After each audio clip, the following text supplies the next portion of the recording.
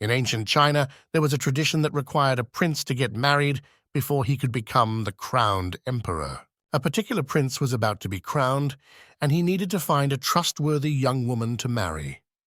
To do this, he summoned all the young women from his kingdom to identify the most suitable candidate. Among the crowd, there was an old lady who served at the palace. She learned about the summons and felt sad because she knew that her daughter had a secret love for the prince. After returning home, the old lady shared the news with her daughter. The daughter made a bold decision to go to the palace, much to her mother's concern. The old lady questioned her daughter's choice, wondering how she could compete with all the beautiful and wealthy girls from the kingdom. The daughter replied, "Mother, I know I may not be chosen, but being near the prince is a chance that makes me happy. I will go to the palace tomorrow."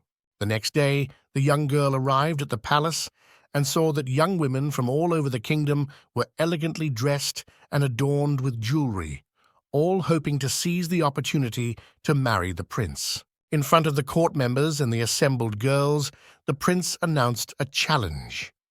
He gave each girl a seed and said, "In 6 months' time, the young woman who presents me with the loveliest flower will become my wife and the future empress." All the girls took their seeds and left.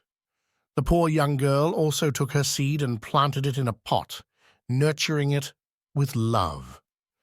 She believed that her love for the prince was genuine and that her flower would grow as large as her affection for him. 3 months passed, and there was no sign of a shoot in her pot. Desperate, the young girl sought advice from farmers and peasants, but nothing changed. With each passing day, her dream seemed to drift further away.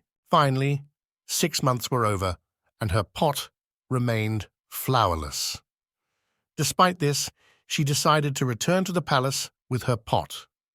On the final day, all the court members and girls gathered.